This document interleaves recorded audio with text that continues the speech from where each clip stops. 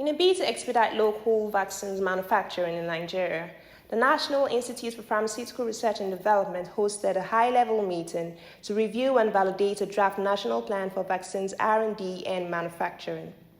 The meeting was convened by the Director General of NIPRID, Dr. Obi Adigwe, and the event had in attendance a handful of Africa's and Nigeria's leading experts in various interdisciplinary areas across the vaccines value chain. The high-level meeting entailed expert deliberations on Nigeria's first initiator-led plan for local vaccines production in the country, which had been synthesized from intensive cross-sectional and qualitative research methodologies underpinned by cogent scientific philosophies. In his remark, Dr. Adigwe stated that Africa no longer has an interest in tokenistic interventions such as fill-finish products, but has become interested in building dependable, equitable, and veracious partnerships that will enable the continent to undertake a full R&D for the production of vaccines. Distinguished speakers, partners, I recognize the Chief Executive of Bloom Healthcare, Professor Anya Kora. I also recognize some of the professors from other universities. I recognize members of the TMC and other stakeholders and experts from the industry, led here by the Chief Executive Officer of BioVaccines, Nigeria's partnership with Lee & Baker for producing vaccines locally.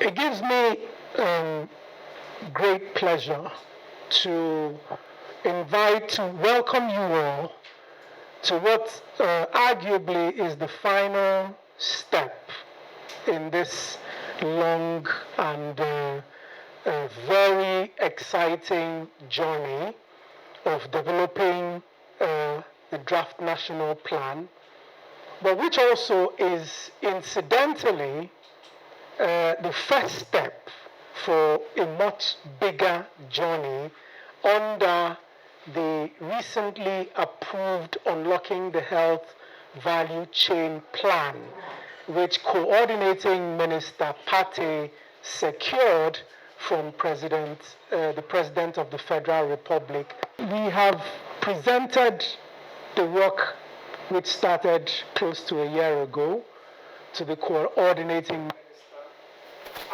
minister, and given that NIPRID has been appointed the lead for a national thematic area for developing local vaccines ecosystem in Nigeria, the activity that you're doing here today fits very nicely into the plan of this administration.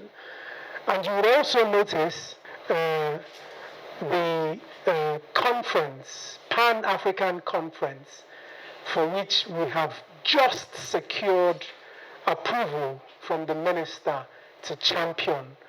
That conference is also a big follow-up from the activity that we'll be doing here today. Because the thinking of the Honorable Minister and the leadership is that we can't be doing all this great work alongside our partners from Bulgaria and the European Union, and other colleagues across Africa will not be able to benefit from the work that's being done here today. As you're aware, each time there is a global pandemic, the same way that Nigeria is treated is the same way that Botswana is treated, is the same way that Egypt is treated, is the same way that South Africa and our brothers in Senegal are treated. So the thinking of this administration is that our interventions, particularly in a critical area such as local vaccines, R&D, and manufacturing, should be sung off the same hymn sheet. This is the first plan that has adopted a mixed methods approach that collected data from the field using cross-sectional instruments, as well as using qualitative research methodology underpinned by philosophies such as grounded theory and constructivist approaches, to come up with the document that will be deliberated upon. Distinguished colleagues, excellencies, in addition to the plan that was submitted for its adoption by the stakeholders and the Honorable Minister, this is also one of the first of these sort of interventions that will lead to peer-reviewed publications. The thinking is, unlike a lot of work that is done in the development sector, we should not only use this great information that came from a bottom-up approach, bottom-up empirical approach. We should not only use it to implement the desired interventions within our system here and across Africa.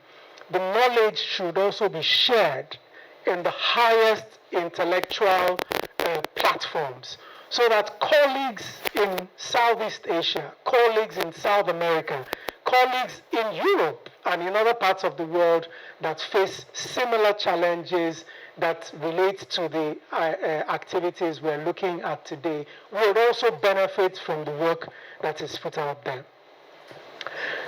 Colleagues, distinguished professors, Your Excellencies, the work we do here today should not be taken for granted. We call this a high-level meeting because a lot of the knowledge that has been synthesized from the field will be validated by a handful of Africa's and Nigeria's leading experts in various interdisciplinary areas before this particular work of the Institute and its partners will be put forward to policymakers.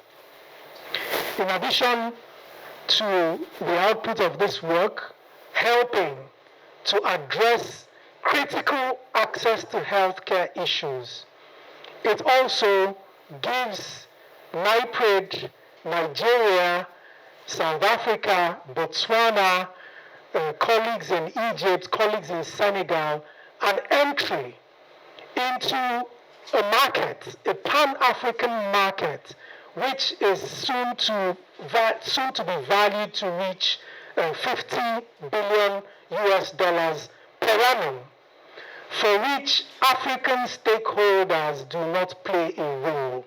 It gives us and the partners and the people who will use the information and the data that comes out of this process an entry into a market which is based in Africa and for which we argue Africans must play a significant role in participating in.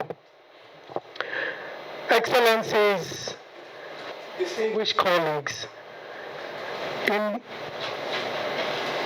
conclusion, let me state here categorically that Africa, especially from the data that we have collected from the field, from the engagement we have had with our collaborators, is no longer interested in tokenistic interventions such as basic fill and finish activities. Africa is interested in dependable, equitable, and veracious partners that will enable us undertake the full R&D that will enable us produce vaccines that will save our people's lives, whilst at the same time address critical socio-economic indicators such as job creation, local manufacturing, capacity building, revenue generation, and technology transfer. The meeting was the first of its kinds of interventions that will lead to peer-reviewed publications and serve as a bottom-up empirical approach to benefit Nigeria and ultimately the entire African system. The Bulgarian ambassador to Nigeria, Ambassador Yanko Yordanov, in his address indicated that the event, which had stemmed from a series of intensive engagements and activities over the last 1 year, seeks to complement the efforts of the federal government of Nigeria to enhance healthcare in the country. The coordinating minister for health and social welfare, ably represented by his technical special advisor, Your Excellency, the Chargé d'Affaires, but Botswana High Commission, Dr. Anthony, ably representing my colleague, EU Ambassador Samuela Isopi, the convener, Dr. Obi Adigwe, ladies and gentlemen. I will start where my good friend, Dr. Obi Adigwe, has finished.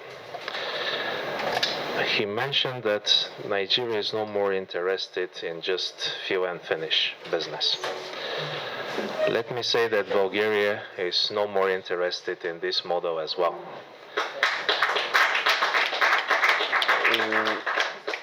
I say that this is the first ever bilateral project between Nigeria and Bulgaria, being part of the Bulgaria's development aid. And as such, Bulgaria wanted to assist in a project that brings added value. So we've decided that the health sector in Nigeria is of particular importance, and this is where our development cooperation can really bring added value. Indicated that the support of the Bulgarian government in this area had been targeted at increasing equitable access to safe, effective, quality, and affordable essential vaccines, medicines, and health technologies for all Nigerians. According to the ambassador, the success of the project had been a testimonial of the remarkable activities of NIPRID, which had taken very seriously the objectives of the partnerships between Bulgaria and Nigeria. He commended the Minister of Health and the Nigerian government for putting forward the initiative and assured continuous support for extensive length of partnerships between both countries to make the health sector better. Speaking on behalf of the head of the European Union delegation to Nigeria, Dr. Ayeke Anthony commended the initiative of NIPRID in partnership with the European Union and Bulgarian government in the development of a draft plan for local vaccines production in the country. He stated that the high-level meeting serves as a foundation to drive the robust implementation of the plan in the subsequent years.